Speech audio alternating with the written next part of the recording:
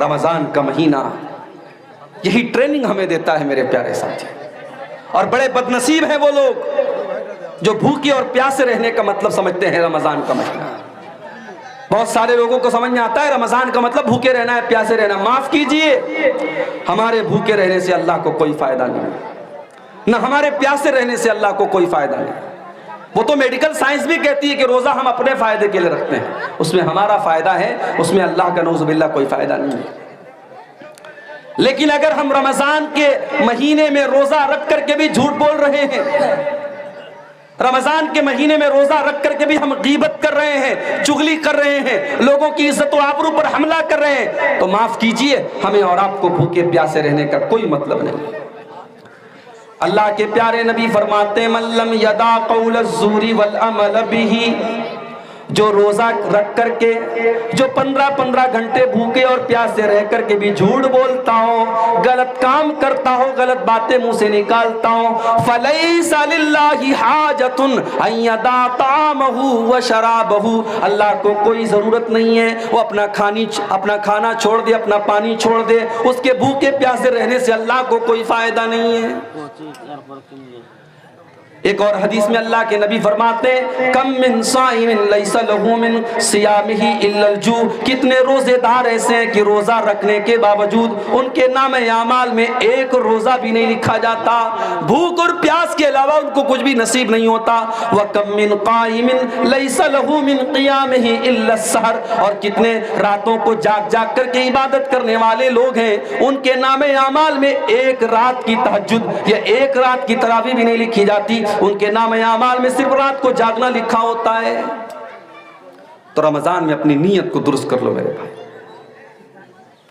اور اپنے نوجوان ساتھیوں سے ایک بات کہنا چاہوں گا, ہو سکے, پاسبل ہے اگر ہم اور آپ چاہیں تو, ہو سکے تو ایک مہینہ تھوڑا موبائل سے دوری بنا کے رکھو.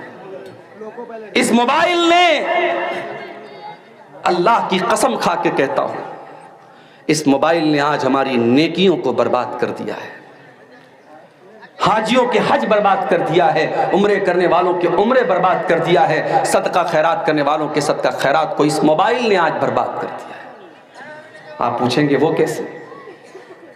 آئیے میں ایک حدیث آپ کو سنا دیتا ہوں, حدیث سن لیجیے, آپ کو بات سمجھ میں آ جائے گی کہ موبائل کس طریقے سے ہماری نیکیوں کو کھا رہا ہے. ابن ماجہ کی صحیح روایت ہے, حضرت ثوبان رضی اللہ تعالیٰ عنہ حدیث کے راوی, اللہ کے پیارے نبی فرماتے ہیں صلی اللہ علیہ وسلم لَأَعْلَمَنَّ أَقْوَامًا مِّنْ أُمَّتِي يَأْتُونَ يَوْمَ الْقِيَامَةِ بِحَسَنَاتٍ أَمْثَالَ جِبَالِ تِہَامَةَ بِيضًا, میں اپنی امت کے ایسے لوگوں کو جانتا ہوں جو قیامت کے دن تہامہ کی پہاڑیوں کے برابر نیکی لے کر کے آئیں گے.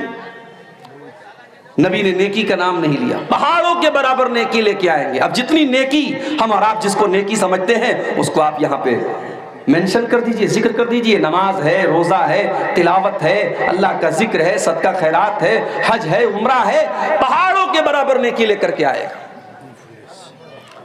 وَيَجْعَلُهَا اللَّهُ عَزَّ وَجَلَّ هَبَاءً مَنْثُورًا, پہاڑوں کے برابر نیکیاں لے کر کے آئے گا, لیکن اللہ تعالیٰ اس کی نیکیوں کو ریزہ ریزہ کر دے گا, ہوا کی طرح اڑا دے گا. اس کی ایک نیکی بھی اللہ تعالیٰ کے قبول نہیں کی جائے گی. صحابہ ڈر گئے, پہاڑوں کے برابر نیکی لے کے آ رہا اور ایک بھی نیکی اس کے کام نہیں آ رہی. صحابہ ڈر گئے. حضرت ثوبان رضی اللہ تعالیٰ عنہ نے فوراً کہا اے اللہ کے نبی صفہم لنا وجلہم لنا, اے اللہ کے نبی ان بد نصیبوں کے بارے میں آپ کھل کر کے بتا دیجئے. وہ کون بد نصیب لوگ ہوں گے جو نیکیوں کا پہاڑ لے کر کے آئیں گے مگر ان کی نیکیوں کو اللہ تعالیٰ برباد کر دے گا. اے اللہ کے نبی آپ کھل کر کے بتا دیجئے تاکہ ہم ان میں سے نہ ہو جائیں.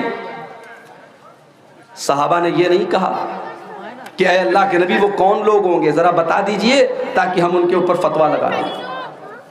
آج ہمارا اور آپ کا مزاج کیا ہے, ہم دوسروں پر فتویٰ لگاتے ہیں, پہلے اپنے گریبان میں جھانکنے کی ہمیں توفیق نہیں ملتی, ہم دوسروں پر فتویٰ لگاتے ہیں. صحابہ نے کہا اے اللہ کے نبی ہمیں بتائیے ہم ان میں سے نہ ہو جائیں. آپ نے فرمایا وہ تمہارے ہی بھائی ہوں گے, وہ تم ہی میں سے ہوں گے اور تمہارے ہی بھائی ہوں گے، تمہاری ہی نسل سے ہوں گے، تمہاری طرح نماز بھی پڑھیں گے، روزہ بھی رکھیں گے، صدقہ خیرات بھی کریں گے، وَلَكِنَّهُمْ إِذَا خَلَوْا بِمَحَارِمِ اللَّهِ انتهكوها۔ بس ایک بات کی کمی ہوگی، بس ایک چیز کی کمی ہوگی، جب وہ اکیلے میں ہوں گے، جب وہ تنہائی میں ہوں گے، جب وہ خلوت میں ہوں گے تو وہ حرام کاموں کا ارتکاب کریں گے، وہ ناجائز کام کریں گے، وہ آنکھوں کا زنا کریں گے، وہ ہاتھوں کا زنا کریں گے، وہ ناجائز اور حرام کام کریں گے۔ وہ بظاہر تو بڑے نیک ہوں گے، بظاہر تو بڑے روزے دار ہوں گے، وہ لوگوں کے سامنے تو بہت نیک اور بہت پرہیزگار ہوں گے، لیکن اکیلے میں ان سے بہت سارے گناہ سرزد ہوں گے۔ آج موبائل نے اسی مقام پر ہم کو لا کے کھڑا کر دیا ہے میرے بھائی۔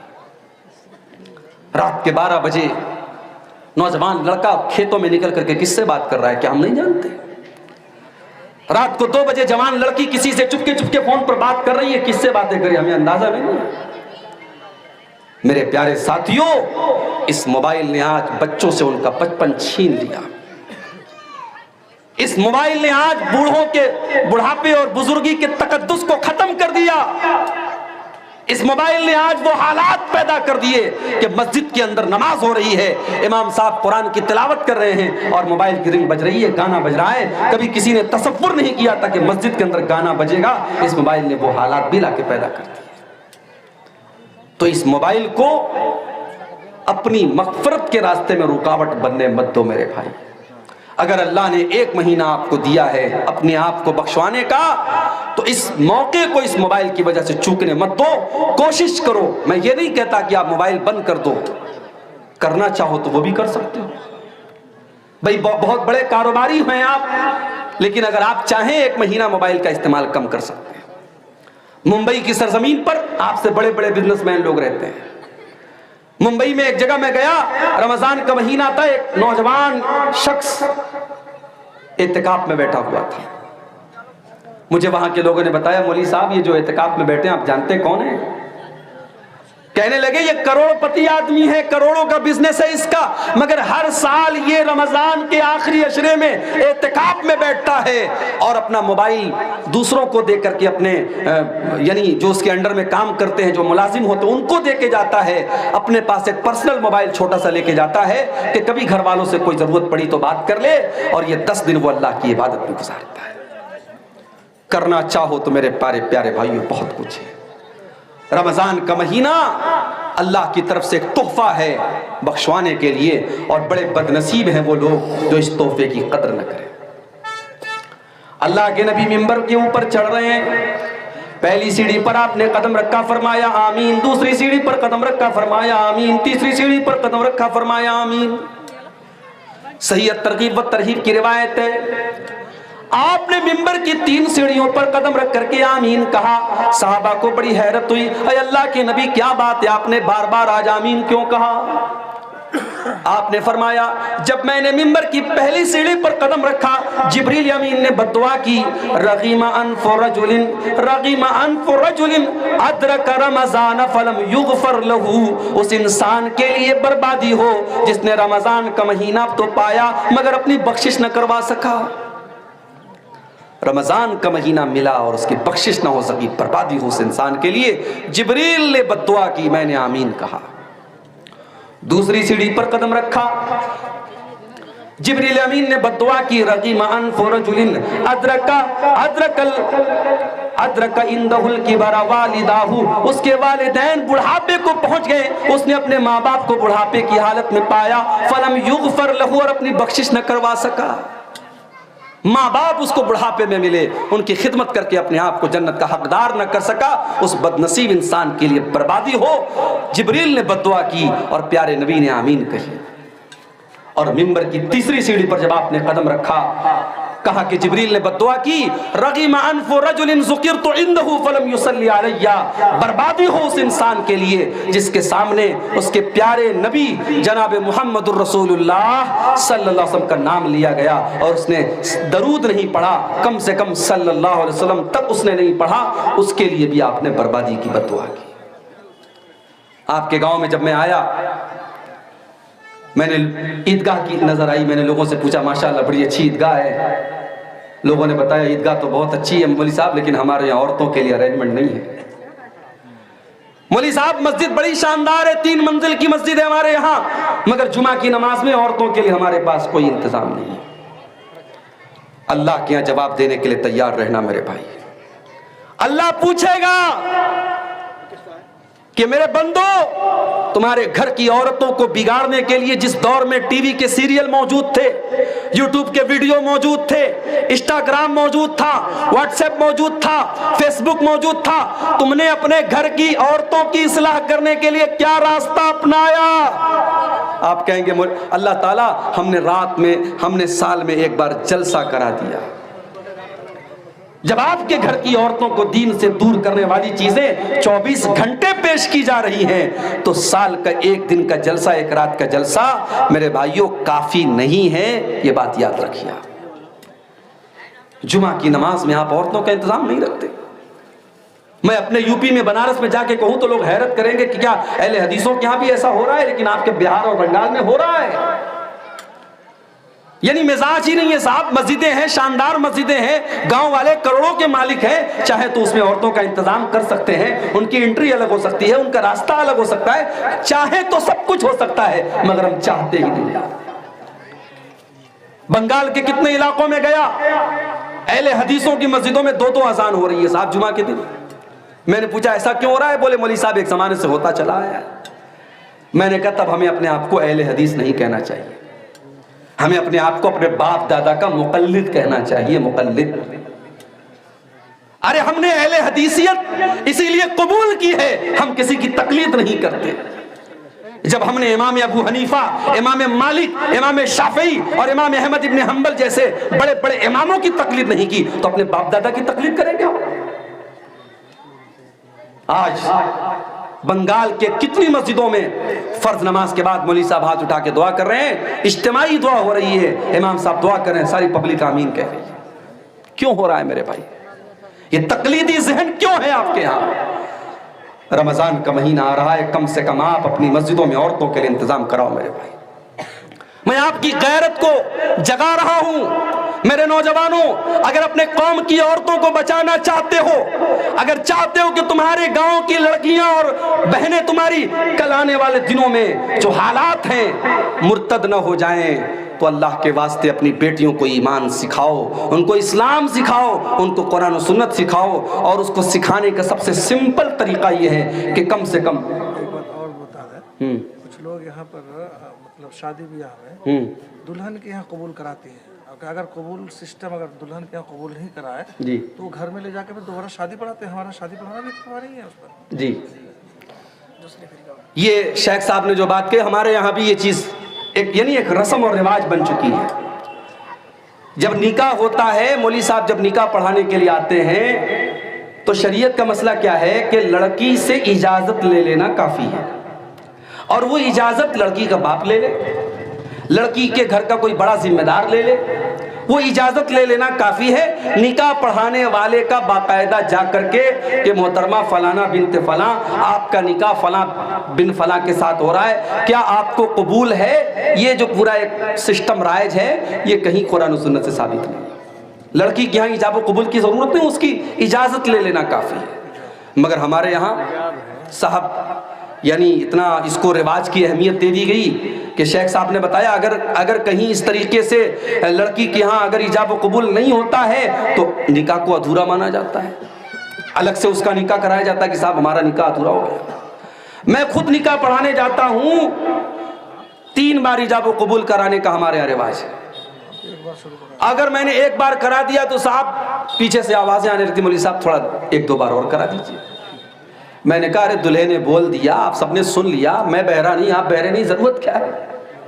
لیکن رواج ہے, ہم نے رواجوں کو اپنی گردن پہ ٹانگ کے رکھا ہے. اس میں کہا ہے کہ چیز اپنانے کے لیے 1 بار ہی کافی ہے, لیکن توڑنے کے لیے 3 بار کرنی پڑتی ہے. جی, تو رسم و رواج جو آپ نے لاد کے رکھے ہیں ان کو ہٹائیے میرے بھائی. آج یو پی کے غازی پور کے علاقے میں گاؤں ہے, 12 گاؤں, کبھی آپ کو موقع ملے تو ضرور جائیے گا. پورا گاؤں اہل حدیث کا گاؤں ہے, پورا گاؤں پڑھے لکھوں کا گاؤں ہے، پولیس میں اور آرمی کی سروس میں وہاں 70% لوگ آپ کو مل جائیں گے، پڑھے لکھے لوگوں کا گاؤں ہے، مگر اہل حدیث کا گھر ہے، مسلمان کا گھر ہے، شادی ہو رہی ہے صاحب، سہاگ کی جو چیزیں جاتی ہیں، شادی کے موقع پر جو چیزیں جاتی ہیں، اس میں سندور بھی جاتا ہے عورت کے مانگ میں بھرنے کے، اس میں غیر مسلموں کی بہت ساری رسم و رواج کی چیزیں بھی جاتی ہیں۔ دلہن جب گھر میں آتی ہے پہلی بار تو کوئی چھوٹا سا بچہ اس کی گود میں دیا جاتا ہے کہ صاحب یہ بچے کو گود لے گی تو اس کی بھی گود بھرائی ہوگی، اس کو بھی اللہ تعالیٰ آگے چل کے بیٹا دے گا۔ منگل سوتر بھی بھیجتے ہیں، منگل سوتر بھیجا جاتا ہے، اس کو بھی سہاگ کی ایک نشانی مانا جاتا ہے۔ اسلام کے اندر سہاگ کی کوئی نشانی نہیں، معاف کیجیے، شادی شدہ عورت کے لیے اس کے بدن میں کوئی نشانی نہیں ہے کہ اسلام نے کہا کہ ہاں یہ شادی شدہ ہونے کی عورت کی علامت ہے۔ ہاں بس ایک پہچان ہے کہ جو شادی شدہ عورت رہے گی وہ اپنے شوہر کے لیے سجے گی سورے گی، اس کو اس کے سجنے سورنے کا حکم دیا گیا۔ باقی یہ منگل سوتر اور یہ سندور یہ تمام کی تمام مشرکانہ چیزیں ہیں، غیر مسلموں کی رسمیں ہیں، اسلام کا اس سے کوئی تعلق نہیں۔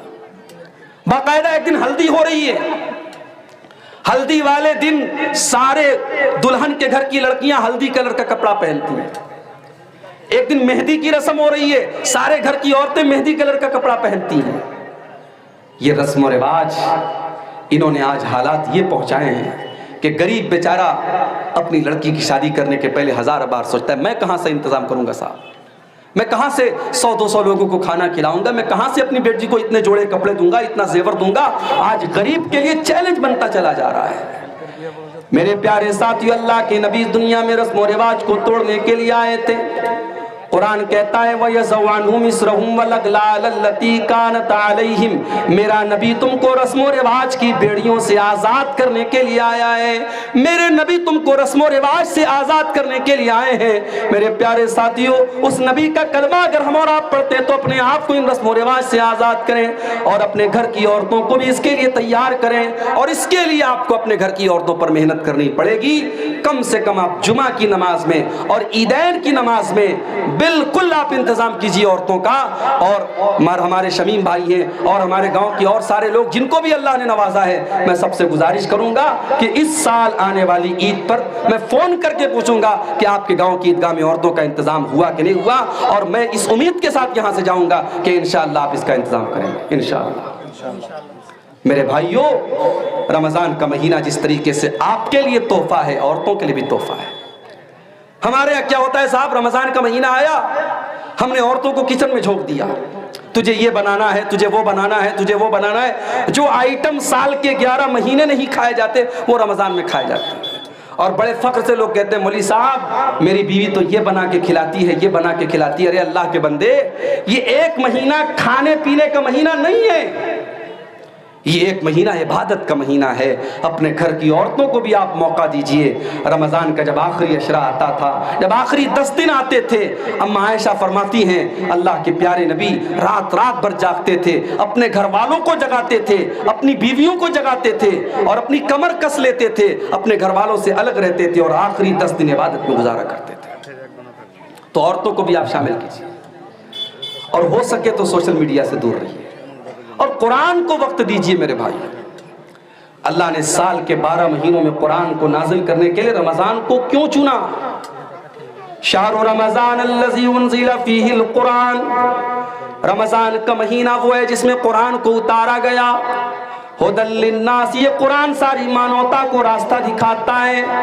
بینات من الہدی والفرقان، اس قرآن کے اندر ایسی آیتیں ہیں جو حق اور باطل کو کھول کھول کے بیان کرتی ہیں۔ ہم نے رمضان کو تبرک کی کتاب بنا لیا، ہم نے قرآن کو پڑھ کر کے دم کرنے کی کتاب بنا لیا۔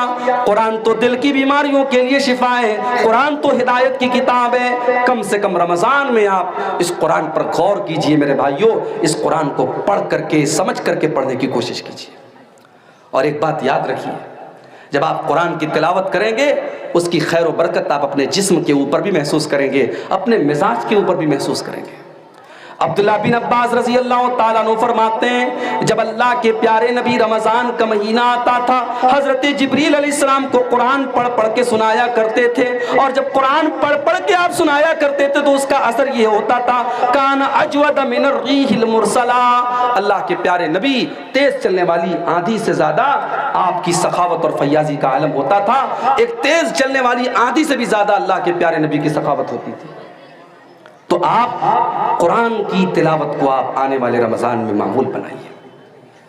اپنے نوجوانوں سے ایک بات کہنا چاہوں گا، رمضان کے مہینے میں آپ نے دیکھا ہوگا کہ بہت سارے نوجوان دن میں تو ماشاءاللہ روزہ رکھتے ہیں، رات میں بیٹھ کر کے موبائل پر الٹی سیدھی چیزیں دیکھتے ہیں۔ رمضان کا دن جیسے برکت والا دن ہے ویسے رات اس کی برکت والی ہے۔ اگر آپ رمضان کے دن میں اپنے آپ کو گناہوں سے بچا کے رکھتے ہیں میرے بھائیوں، تو رمضان کی راتوں کو بھی اپنے آپ کو گناہوں سے بچا کے چلیے۔ ارے ہم اور آپ خوش نصیب ہے، ہمیں رمضان ملا ہے۔ جو لوگ ہم سے پہلے دنیا سے چلے گئے، اللہ نے ہم کو اور آپ کو ایک موقع دیا ہے کہ ہمیں اللہ نے ایک اور رمضان دیا ہے۔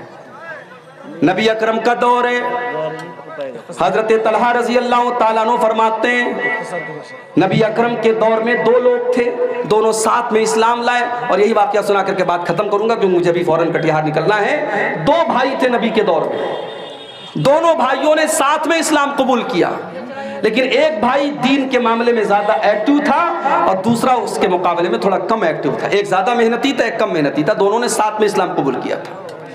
حضرت طلحہ کہتے ہیں کہ ایک بھائی کا اللہ کی راہ میں شہادت ہو گئی، شہید ہو گیا، وہ جنگ کرتے ہوئے شہید ہو گیا۔ دوسرا بھائی اس کے 1 سال کے بعد اپنی نارمل موت کے ذریعے اس کا انتقال ہوا، نارمل اس کی ڈیتھ ہوئی، طبعی موت وہ مرا۔ ایک اللہ کی راہ میں شہید ہو رہا ہے جو محنتی تھا، جو تھوڑا کم محنتی تھا، وہ 1 سال کے بعد اپنی نارمل موت کے ذریعے اس کا انتقال ہوتا ہے۔ بڑے غور سے سنیے گا، اس واقعے کے ذریعے میں یہ ثابت کروں گا کہ ہم اور آپ خوش نصیب ہے کہ ہمیں ایک اور رمضان ملا ہے۔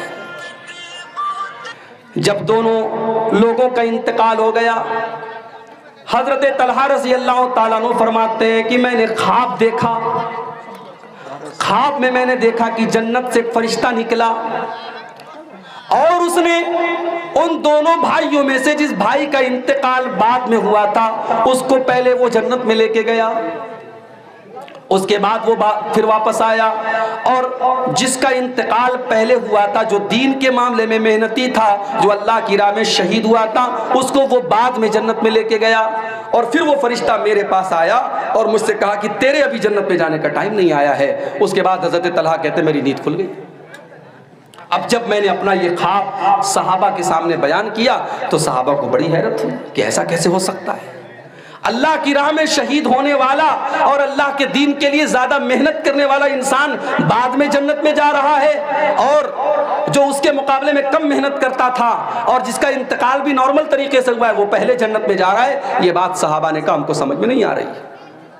جب یہ معاملہ اللہ کے پیارے نبی جناب محمد رسول اللہ صلی اللہ علیہ وسلم کے سامنے آیا، آپ نے فرمایا کہ کیا تمہیں تعجب ہو رہا ہے طلحہ کے خواب کے اوپر؟ صحابہ نے کہا تعجب ہو رہا ہے۔ آپ نے فرمایا جس کا انتقال 1 سال بعد ہوا تھا، الیس قد صلی فی السنۃ کذا و کذا، کیا اس کے نام اعمال میں 1 سال کی نمازیں اور زیادہ نہیں بڑھ گئیں؟ ہاں اللہ کے نبی بات تو صحیح ہے، 1 سال بعد اگر اس کا انتقال ہوا ہے تو 1 سال کی نمازیں اس کے نام اعمال میں اور لکھ دی گئیں۔ آپ نے فرمایا الیس قد ادرک رمضان، کیا اس کو جس کا انتقال 1 سال بعد میں ہوا ہے، کیا اس کی زندگی میں 1 رمضان کا مہینہ اور نہیں مل گیا؟ ہاں 1 رمضان کا مہینہ اور مل گیا۔ کیا اس نے 1 رمضان کے مہینے کے روزے نہیں رکھے؟ ہاں اللہ کے نبی اس نے 1 رمضان کے روزے بھی رکھے، اس نے تراویح بھی پڑھی، اس نے نیکیاں بھی کی۔ آپ نے فرمایا فکان ما بینہما ابعد مما بین الارض والسماء، آپ نے فرمایا جب اس کو 1 سال کا رمضان اور مل گیا، 1 مہینے کے روزے اور مل گئے، 1 سال کی نیکیاں اور مل گئیں، تو کان کھول کر کے سن لو میرے صحابہ، ان دونوں کے مقام اور مرتبے کے درمیان اتنی دوری پیدا ہو گئی کہ زمین و آسمان کے بیچ کی جو دوری ہے اس سے بھی زیادہ دوری پیدا ہو گئی۔ یہ ہے ہمارا اور آپ کا کی خوش نصیبی کہ اللہ نے ہمیں اور آپ کو ایک رمضان کا مہینہ اور دیا ہے. اب یہ ہمارے اور آپ کے اوپر ڈیپینڈ کرتا ہے میرے بھائیوں کہ ہم اس مہینے کو کیسے گزارتے ہیں. آئیے آج کے پروگرام میں ابھی ہم بہت ساری تقریریں سنیں گے. میری مجبوری ہے, میں جا رہا ہوں, پروگرام ابھی آپ کا اور چلے گا, لیکن میں آپ سے ایک عہد لینا چاہتا ہوں. جتنے ہمارے بھائی اور بہن, جتنے لوگوں کے کانوں تک میری آواز جا رہی ہے, آئیے ہم اس بات کا عہد کریں اور یہاں سے یہ عزم لے کر کے ہم یہاں سے انشاءاللہ ہم جائیں گے کہ ہمارا یہ رمضان ہماری زندگی کا سب سے بہترین رمضان بنے گا انشاءاللہ. میرے بھائیوں, اس بات کی کوئی گارنٹی نہیں ہے کہ ہم اس کے بعد رمضان کوئی پا سکیں گے کہ نہیں. یہ رمضان بھی پورا ہمیں ملے گا کہ نہیں, کوئی گارنٹی نہیں ہے میرے بھائی. کب کون سا حادثہ آ جائے, کب کون سی بیماری آ جائے, کب کون سی مصیبت آ جائے اور ہم اور آپ اپنوں سے جدا ہو جائیں. اس لیے زندگی کی جتنی سانسیں ملی ہیں ان کو اللہ کو راضی کرنے میں گزار دیجئے اور اس رمضان کو اپنی زندگی کا بیسٹ رمضان بنا لیجئے. اللہ سے دعا ہے رب العالمین ہم سب کو اس کی توفیق عطا فرمائے. اللہ تعالی ہمارے جن بھائیوں کی محنت سے آج کا یہ پروگرام منعقد ہوا ہے, اللہ ان کی محنتوں کو قبول فرمائے. اس گاؤں کی 3 منزلہ مسجد میں اللہ تعالی ہمیں توفیق دے, ہم عورتوں کے لیے بھی انتظام کریں. اللہ تعالی ہمیں توفیق دے, عیدگاہ میں عورتوں کے لیے انتظام کریں, عورتوں تک بھی ہم دین کی باتوں کو جتنا پہنچانا چاہیے پہنچائیں. اللہ ہم سب کو اس کی توفیق عطا فرمائے, آمین. وآخر دعوانا رمضان کا مہینہ یہی ٹریننگ ہمیں دیتا ہے میرے پیارے ساتھی. اور بڑے بدنصیب ہیں وہ لوگ جو بھوکے اور پیاسے رہنے کا مطلب سمجھتے ہیں رمضان کا مہینہ. بہت سارے لوگوں کو سمجھ میں آتا ہے رمضان کا مطلب بھوکے رہنا ہے, پیاسے رہنا. معاف کیجئے, ہمارے بھوکے رہنے سے اللہ کو کوئی فائدہ نہیں, نہ ہمارے پیاسے رہنے سے اللہ کو کوئی فائدہ نہیں. وہ تو میڈیکل سائنس بھی کہتی ہے کہ روزہ ہم اپنے فائدے کے لیے رکھتے ہیں, اس میں ہمارا فائدہ ہے, اس میں اللہ کا نعوذ باللہ کوئی فائدہ نہیں ہے. لیکن اگر ہم رمضان کے مہینے میں روزہ رکھ کر کے بھی جھوٹ بول رہے ہیں, رمضان کے مہینے میں روزہ رکھ کر کے بھی ہم غیبت کر رہے ہیں, چغلی کر رہے ہیں, لوگوں کی عزت و آبرو پر حملہ کر رہے ہیں, تو معاف کیجئے ہمیں اور آپ کو بھوکے پیاسے رہنے کا کوئی مطلب نہیں. اللہ کے پیارے نبی فرماتے ہیں من لم یدع قول الزور والعمل به, جو روزہ رکھ کر کے, جو 15 گھنٹے بھوکے اور پیاسے رہ کر کے بھی جھوٹ بولتا ہو, غلط کام کرتا ہو, غلط باتیں منہ سے نکالتا ہو, فلیس للہ حاجۃ ان یدع طعامہ وشرابہ, اللہ کو کوئی ضرورت نہیں ہے وہ اپنا کھانا چھوڑ دے, اپنا پانی چھوڑ دے, اس کے بھوکے پیاسے رہنے سے اللہ کو کوئی فائدہ نہیں ہے. ایک اور حدیث میں اللہ کے نبی فرماتے ہیں کم من صائم لیس لہ من صیامہ الا الجوع, کتنے روزے دار ایسے ہیں کہ روزہ رکھنے کے باوجود ان کے نام اعمال میں ایک روزہ بھی نہیں لکھا جاتا, بھوک اور پیاس کے علاوہ ان کو کچھ بھی نصیب نہیں ہوتا. وکم من قائم لیس لہ من قیامہ الا السحر, اور کتنے راتوں کو جاگ جاگ کر کے عبادت کرنے والے لوگ ہیں, ان کے نام اعمال میں ایک رات کی تہجد یا ایک رات کی تراویح بھی نہیں لکھی جاتی, ان کے نام اعمال میں صرف رات کو جاگنا لکھا ہوتا ہے. تو رمضان میں اپنی نیت کو درست کر لو میرے بھائی. اور اپنے نوجوان ساتھیوں سے ایک بات کہنا چاہوں گا, ہو سکے, پاسبل ہے اگر ہم اور آپ چاہیں تو, ہو سکے تو ایک مہینہ تھوڑا موبائل سے دوری بنا کے رکھو. اس موبائل نے, اللہ کی قسم کھا کے کہتا ہوں, اس موبائل نے آج ہماری نیکیوں کو برباد کر دیا ہے, حاجیوں کے حج برباد کر دیا ہے, عمرے کرنے والوں کے عمرے برباد کر دیا ہے, صدقہ خیرات کرنے والوں کے صدقہ خیرات کو اس موبائل نے آج برباد کر دیا ہے. آپ پوچھیں گے وہ کیسے؟ آئیے میں ایک حدیث آپ کو سنا دیتا ہوں, حدیث سن لیجیے, آپ کو بات سمجھ میں آ جائے گی کہ موبائل کس طریقے سے ہماری نیکیوں کو کھا رہا ہے. ابن ماجہ کی صحیح روایت ہے, حضرت ثوبان رضی اللہ تعالیٰ عنہ حدیث کے راوی, اللہ کے پیارے نبی فرماتے ہیں صلی اللہ علیہ وسلم لَأَعْلَمَنَّ أَقْوَامًا مِّنْ أُمَّتِي يَأْتُونَ يَوْمَ الْقِيَامَةِ بِحَسَنَاتٍ أَمْثَالَ جِبَالِ تِہَامَةَ بِيضًا, میں اپنی امت کے ایسے لوگوں کو جانتا ہوں جو قیامت کے دن تہامہ کی پہاڑیوں کے برابر نیکی لے کر کے آئیں گے. نبی نے نیکی کا نام نہیں لیا, پہاڑوں کے برابر نیکی لے کے آئیں گے. اب جتنی نیکی ہم اور آپ جس کو نیکی سمجھتے ہیں اس کو آپ یہاں پہ مینشن کر دیجئے, ذکر کر دیجئے. نماز ہے, روزہ ہے, تلاوت ہے, اللہ کا ذکر ہے, صدقہ خیرات ہے, حج ہے, عمرہ ہے, پہاڑوں کے برابر نیکی لے کر کے آئے گا. فَيَجْعَلُهَا اللَّهُ عَزَّ وَجَلَّ هَبَاءً مَنْثُورًا, پہاڑوں کے برابر نیکیاں لے کر کے آئے گا، لیکن اللہ تعالیٰ اس کی نیکیوں کو ریزہ ریزہ کر دے گا، ہوا کی طرح اڑا دے گا، اس کی ایک نیکی بھی اللہ تعالیٰ کے قبول نہیں کی جائے گی۔ صحابہ ڈر گئے، پہاڑوں کے برابر نیکی لے کے آ رہا اور ایک بھی نیکی اس کے کام نہیں آ رہی۔ صحابہ ڈر گئے۔ حضرت ثوبان رضی اللہ تعالیٰ عنہ نے فوراً کہا، اے اللہ کے نبی صفہم لنا وجلہم لنا، اے اللہ کے نبی ان بد نصیبوں کے بارے میں آپ کھل کر کے بتا دیجئے۔ وہ کون بد نصیب لوگ ہوں گے؟ جو نیکیوں کا پہاڑ لے کر کے آئیں گے مگر ان کی نیکیوں کو اللہ تعالیٰ برباد کر دے گا۔ اے اللہ کے نبی آپ کھل کر کے بتا دیجئے تاکہ ہم ان میں سے نہ ہو جائیں۔ صحابہ نے یہ نہیں کہا کہ اے اللہ کے نبی وہ کون لوگ ہوں گے، ذرا بتا دیجئے تاکہ ہم ان کے اوپر فتویٰ لگا دیں۔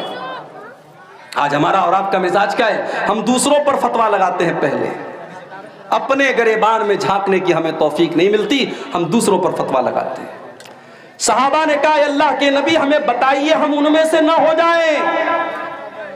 آپ نے فرمایا وہ تمہارے ہی بھائی ہوں گے، وہ تم ہی میں سے ہوں گے اور تمہارے ہی بھائی ہوں گے، تمہاری ہی نسل سے ہوں گے، تمہاری طرح نماز بھی پڑھیں گے، روزہ بھی رکھیں گے، صدقہ خیرات بھی کریں گے، وَلَكِنَّهُمْ إِذَا خَلَوْا بِمَحَارِمِ اللَّهِ انْتَهَكُوهَا، بس ایک بات کی کمی ہوگی، بس ایک چیز کی کمی ہوگی، جب وہ اکیلے میں ہوں گے، جب وہ تنہائی میں ہوں گے، جب وہ خلوت میں ہوں گے تو وہ حرام کاموں کا ارتکاب کریں گے، وہ ناجائز کام کریں گے، وہ آنکھوں کا زنا کریں گے، وہ ہاتھوں کا زنا کریں گے، وہ ناجائز اور حرام کام کریں گے۔ وہ بظاہر تو بڑے نیک ہوں گے، بظاہر تو بڑے روزے دار ہوں گے، وہ لوگوں کے سامنے تو بہت نیک اور بہت پرہیزگار ہوں گے، لیکن اکیلے میں ان سے بہت سارے گناہ سرزد ہوں گے۔ آج موبائل نے اسی مقام پر ہم کو لا کے کھڑا کر دیا ہے میرے بھائی۔ رات کے 12 بجے نوجوان لڑکا کھیتوں میں نکل کر کے کس سے بات کر رہا ہے کیا ہم نہیں جانتے؟ رات کو 2 بجے جوان لڑکی کسی سے چپکے چپکے فون پر بات کر رہی ہے، کس سے باتیں کر رہی ہے ہمیں اندازہ نہیں ہے۔ میرے پیارے ساتھیوں، اس موبائل نے آج بچوں سے ان کا بچپن چھین لیا۔ اس موبائل نے آج بوڑھوں کے بڑھاپے اور بزرگی کے تقدس کو ختم کر دیا۔ اس موبائل نے آج وہ حالات پیدا کر دیے کہ مسجد کے اندر نماز ہو رہی ہے، امام صاحب قرآن کی تلاوت کر رہے ہیں اور موبائل کی رنگ بج رہی ہے، گانا بج رہا ہے۔ کبھی کسی نے تصور نہیں کیا تھا کہ مسجد کے اندر گانا بجے گا، اس موبائل نے وہ حالات بھی لا کے پیدا کر دیے۔ تو اس موبائل کو اپنی مغفرت کے راستے میں رکاوٹ بننے مت دو میرے بھائی۔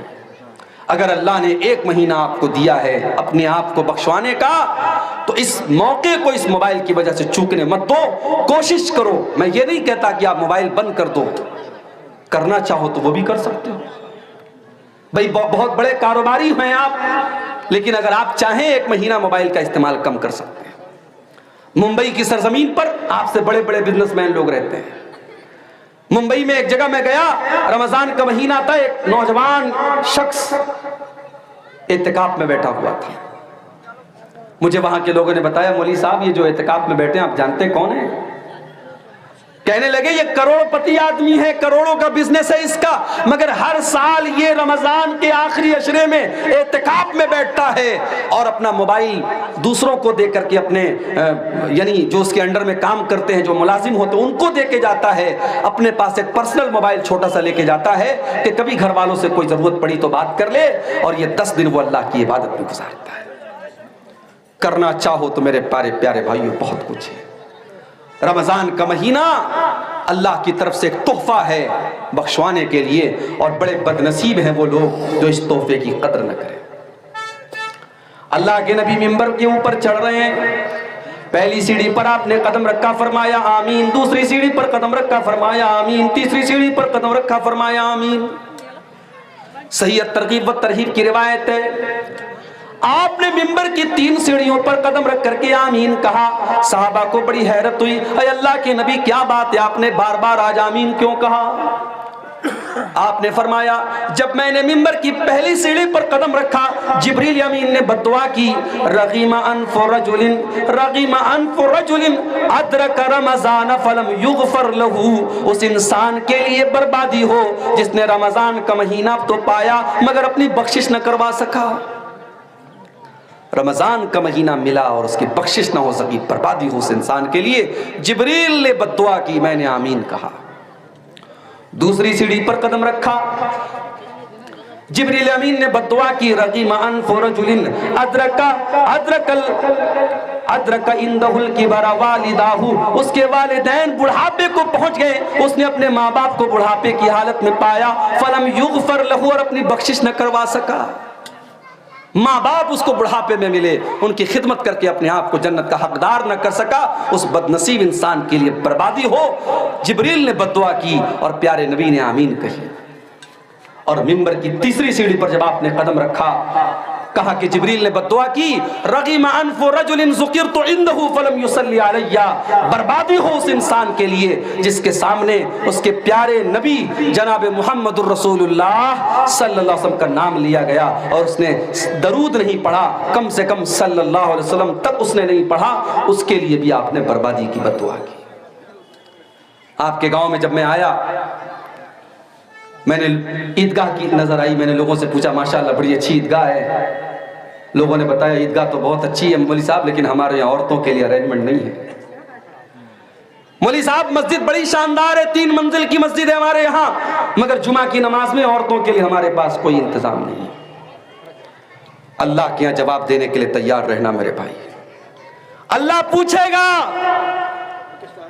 کہ میرے بندو تمہارے گھر کی عورتوں کو بگاڑنے کے لیے جس دور میں ٹی وی کے سیریل موجود تھے، یوٹیوب کے ویڈیو موجود تھے، انسٹاگرام موجود تھا، واٹس ایپ موجود تھا، فیس بک موجود تھا، تم نے اپنے گھر کی عورتوں کی اصلاح کرنے کے لیے کیا راستہ اپنایا؟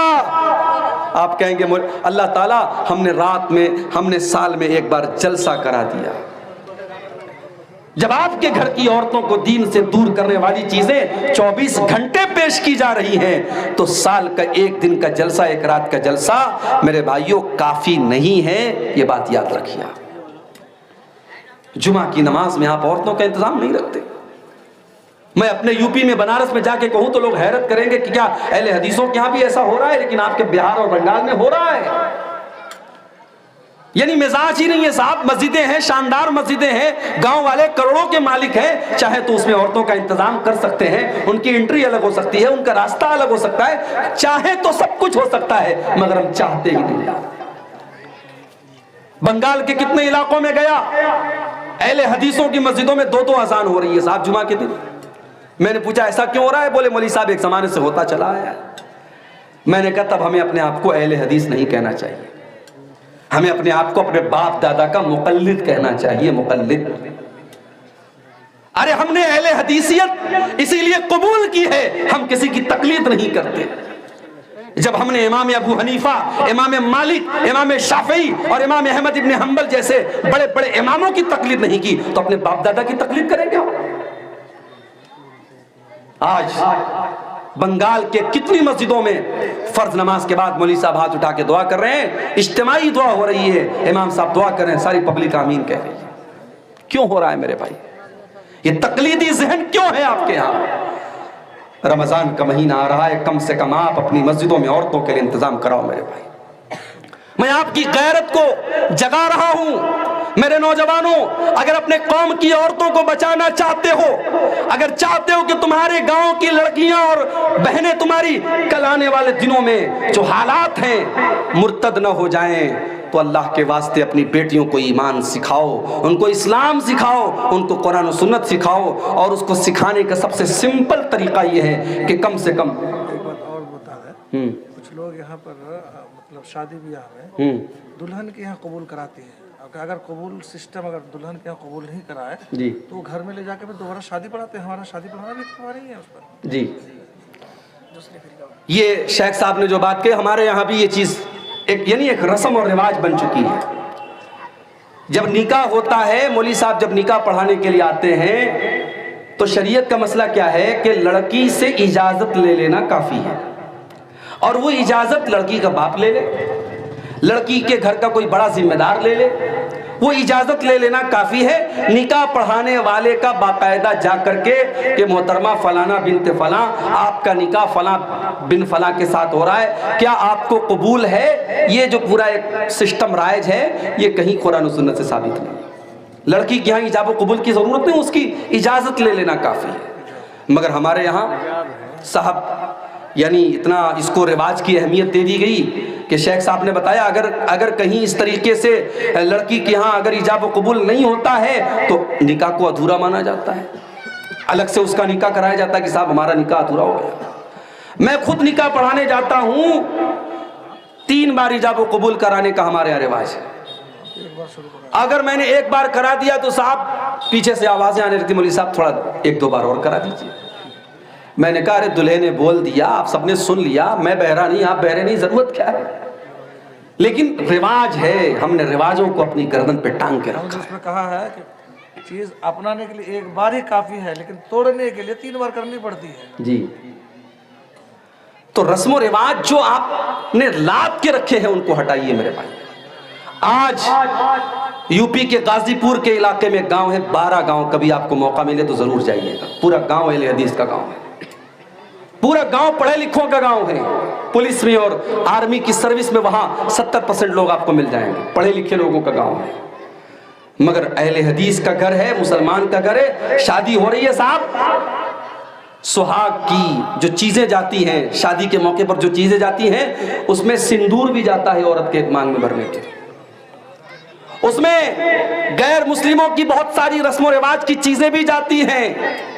دلہن جب گھر میں آتی ہے پہلی بار تو کوئی چھوٹا سا بچہ اس کی گود میں دیا جاتا ہے کہ صاحب یہ بچے کو گود لے لے گی تو اس کی بھی گود بھرائی ہوگی، اس کو بھی اللہ تعالیٰ آگے چل کے بیٹا دے گا۔ منگل سوتر بھی بھیجتے ہیں، منگل سوتر بھیجا جاتا ہے، اس کو بھی سہاگ کی ایک نشانی مانا جاتا ہے۔ اسلام کے اندر سہاگ کی کوئی نشانی نہیں، معاف کیجیے۔ شادی شدہ عورت کے لیے اس کے بدن میں کوئی نشانی نہیں ہے کہ اسلام نے کہا کہ ہاں یہ شادی شدہ ہونے کی عورت کی علامت ہے۔ ہاں بس ایک پہچان ہے کہ جو شادی شدہ عورت رہے گی وہ اپنے شوہر کے لیے سجے گی سنورے گی، اس کو اس کے سجنے سنورنے کا حکم دیا گیا۔ باقی یہ منگل سوتر اور یہ سندور یہ تمام کی تمام مشرکانہ چیزیں ہیں، غیر مسلموں کی رسمیں ہیں، اسلام کو اس سے کوئی تعلق نہیں۔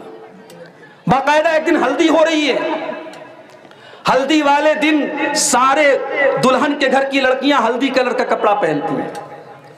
ایک دن مہندی کی رسم ہو رہی ہے، سارے گھر کی عورتیں مہندی کلر کا کپڑا پہنتی ہیں۔ یہ رسم و رواج انہوں نے آج حالات یہ پہنچائے ہیں کہ غریب بیچارہ اپنی لڑکی کی شادی کرنے کے پہلے 1000 بار سوچتا ہے میں کہاں سے انتظام کروں گا صاحب، میں کہاں سے 100-200 لوگوں کو کھانا کھلاؤں گا، میں کہاں سے اپنی بیٹی کو اتنے جوڑے کپڑے دوں گا، اتنا زیور دوں گا۔ آج غریب کے لیے چیلنج بنتا چلا جا رہا ہے۔ میرے پیارے ساتھیو، اللہ کے نبی دنیا میں رسم و رواج کو توڑنے کے لیے آئے تھے۔ قرآن کہتا ہے وَيَضَعُ عَنْهُمْ إِصْرَهُمْ وَالْأَغْلَالَ الَّتِي كَانَتْ عَلَيْهِمْ، میرا نبی تم کو رسم و رواج کی بیڑیوں سے آزاد کرنے کے لیے آیا ہے۔ میرے نبی تم کو رسم و رواج سے آزاد کرنے کے لیے آئے ہیں۔ میرے پیارے ساتھیوں، اس نبی کا کلمہ اگر ہم اور آپ پڑھتے تو اپنے آپ کو ان رسم و رواج سے آزاد کریں اور اپنے گھر کی عورتوں کو بھی اس کے لیے تیار کریں، اور اس کے لیے آپ کو اپنے گھر کی عورتوں پر محنت کرنی پڑے گی۔ کم سے کم آپ جمعہ کی نماز میں اور عیدین کی نماز میں بالکل آپ انتظام کیجیے عورتوں کا۔ اور ہمارے شمیم بھائی ہیں اور ہمارے گاؤں کی اور سارے لوگ جن کو بھی اللہ نے نوازا ہے، میں سب سے گزارش کروں گا کہ اس سال آنے والی عید پر میں فون کر کے پوچھوں گا کہ آپ کے گاؤں کی عیدگاہ میں عورتوں کا انتظام ہوا کہ نہیں ہوا، اور میں اس امید کے ساتھ یہاں سے جاؤں گا کہ انشاءاللہ آپ اس کا انتظام کریں گے انشاءاللہ۔ میرے بھائیوں، رمضان کا مہینہ جس طریقے سے آپ کے لیے تحفہ ہے، عورتوں کے لیے بھی تحفہ ہے۔ ہمارے یہاں کیا ہوتا ہے صاحب، رمضان کا مہینہ آیا، ہم نے عورتوں کو کچن میں جھونک دیا، تجھے یہ بنانا ہے، تجھے وہ بنانا ہے، تجھے وہ بنانا ہے۔